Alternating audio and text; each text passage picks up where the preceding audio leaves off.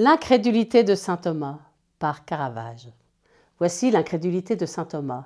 C'est un tableau de Michelangelo Merisi, dit Caravage, du nom de cette ville lombarde qu'il a vu naître en 1571.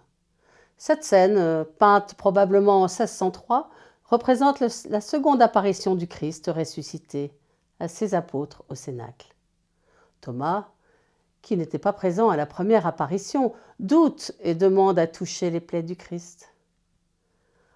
On voit ici le doigt de Thomas guidé par le Christ qui pénètre la plaie, contrairement à la scène décrite par saint Jean qui ne précise pas que Thomas touche les plaies.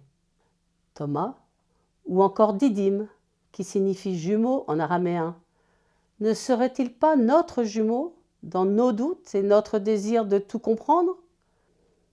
Caravage met en scène ici tout le mystère de la foi.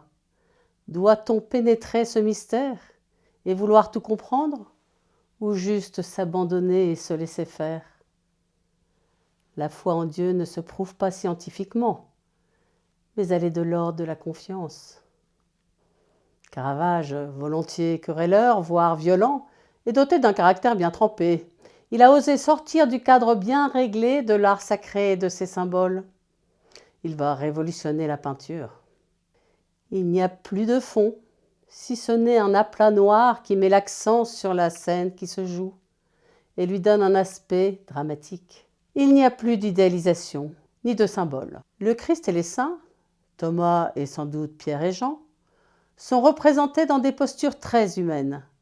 On les voit sans auréole, sans les symboles de leurs activités et de leur mort, qui permettraient de les reconnaître. Les expressions des visages sont naturelles. Elles marquent le doute, la sidération, la réflexion. Les rides d'étonnement sont marqués. Ce sont de vrais hommes. Le vêtement de Thomas est même décousu.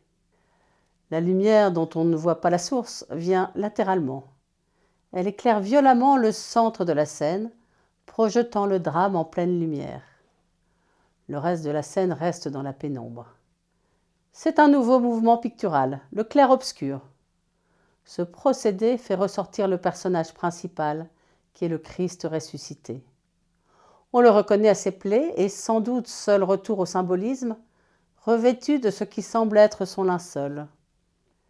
Mais la lumière ne viendrait-elle pas justement du Christ ?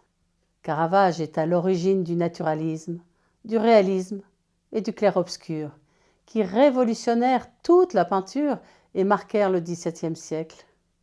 Le caravagisme servira de base à la peinture baroque. Caravage meurt à 37 ans.